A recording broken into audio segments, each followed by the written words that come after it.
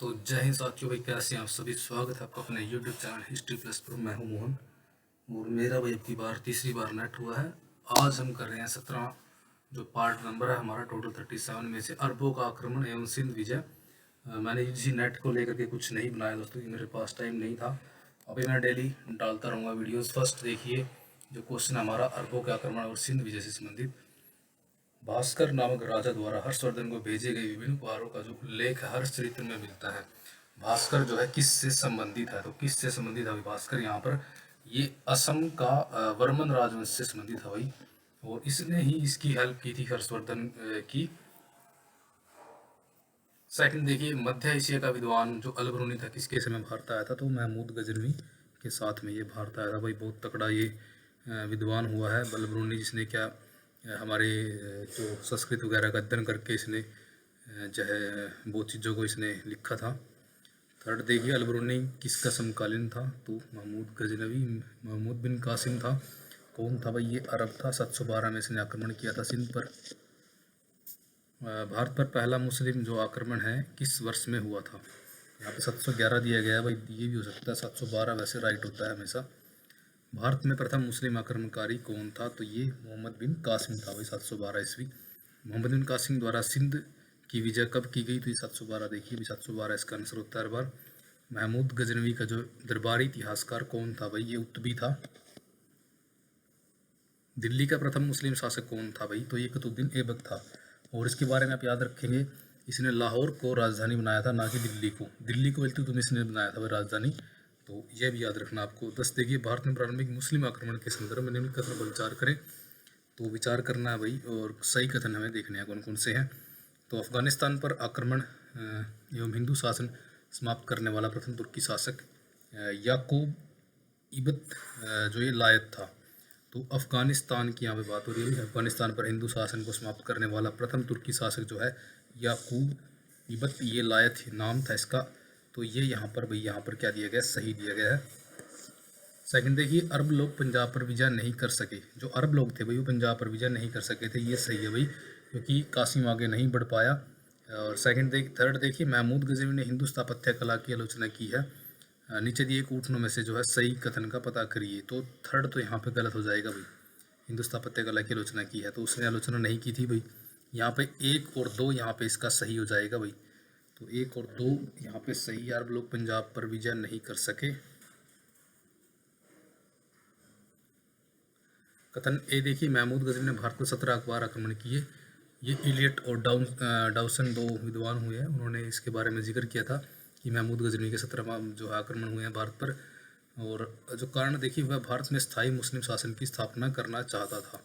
तो स्थायी मुस्लिम शासन की वो स्थापना कभी नहीं करना चाहता था भाई, वो लूट मार करके यहाँ से ले जाना चाहता था धन दौलत को। तो ए ही सही है और आर यहाँ पर गलत हो जाएगा।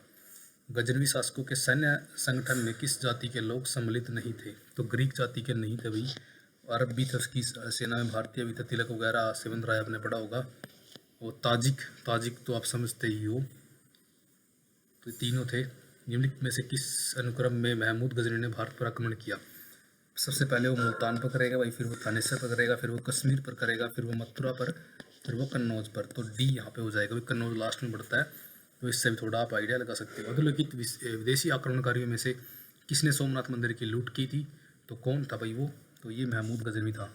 नियमित मुस्लिम विजेताओं में से किसने अपनी बहुजातीय सेना में हिंदुओं को नियुक्त किया, तो कई बार क्वेश्चन ये आता है भाई, रिपीट होता है। ये महमूद गजनवी ने तिलक और सेवन राय नाम के जैसे हिंदू जो थे इसकी सेना के अंदर थे। आगे क्या पता इसको, इसके जो क्वेश्चन में आगे भी इसके बारे में आ सकता है कुछ ना कुछ।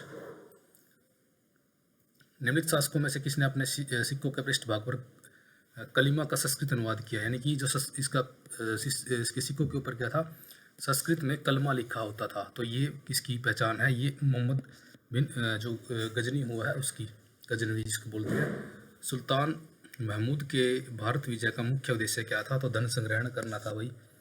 सोमनाथ पर महमूद गजनवी के आक्रमण के समय चलुंकी या जो चलुक्य सोलंकी वंश का गुजरात में शासक कौन था भाई, भीम था भाई, भीम फर्स्ट जिसको बोलते हैं, भीम फर्स्ट याद रखना आपको।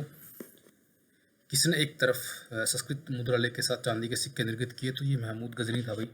निम्नलिखित में से कौन हिंदुशाही राजा है महमूद गजनी के विरुद्ध हिंदू राज्यों के संघ के निर्माता थे, तो कौन थे भाई यहाँ पर, तो ये थे भाई आनंदपाल मेन हुआ है हिंदूशाही राजा।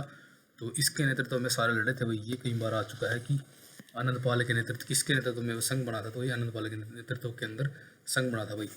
अगर किसी को इसकी PDF चाहिए तो मैं भी PDF भी सेंड कर दूंगा।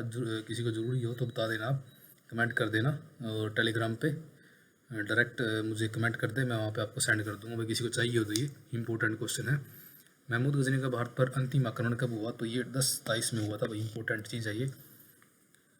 महमूद गजनी के आक्रमण के समय हिंदूशाही राज्य की राजधानी क्या थी भाई, नेट में आ चुका है भाई। ये उद्भांड थी इनकी राजधानी। इंपॉर्टेंट क्वेश्चन है, काफ़ी इंपॉर्टेंट। महमूद गजनी के साथ युद्ध में अपमानजनक पराजय के पश्चात आत्महत्या करने वाला है पंजाब का हिंदू राजा कौन था, तो जयपाल था भाई। जयपाल ने जो है डूब करके पानी में आत्महत्या कर ली थी। निम्नलिखित में से वह कौन सी पुस्तक है जो मोहम्मद बिन कासिम द्वारा सिंध विजय के इतिहास का मूल अरब ग्रंथ का फारसी अनुवाद है। अरब ग्रंथ में पहले अरबी में लिखी गई थी भैया, लेकिन बाद में इसका जो फारसी अनुवाद हो चचनामा के नाम से हुआ था। तो कई जगह पे इसका लेखक जो है अज्ञात मिलता है, यानी कि इसकी जानकारी नहीं है। 25 देखिए, एक घटना एक परिणाम रहित विजय कथन किस आधुनिक इतिहासकार ने अरबों द्वारा सिंध विजय के संदर्भ में कहा है, तो ये लेनपुल ने कहा है भाई। ये घटना एक परिणाम रहित विजय। इनमें से कौन गजनी राजवंश का संस्थापक था, तो ये अल्पतगीन था भाई, गजनी वंश का संस्थापक। लाहौर में गजनी वंश का अंतिम शासक कौन था भाई, तो ये खुसरो मलिक हुआ है। खुसरो मलिक आपको याद रखना है। लाहौर में गजनी वंश का अंतिम शासक था खुसरो मलिक। मोहम्मद बिन कासिम के आक्रमण के समय सिंध के शासक का क्या नाम था, तो ये दाहिर था। 731 में अरबों ने सिंध नदी के तट पर एक नगर स्थापित किया था, जिसका नाम क्या था भाई, महफूजा था। तो ये था भाई हमारा 17 पार्ट। आगे नेक्स्ट जो है पार्ट हमारा 18 आएगा, मोहम्मद गोरी का आक्रमण और दिल्ली सल्तनत की स्थापना। तो अगले पार्ट में मिलते हैं भाई। जय हिंद, वंदे मातरम।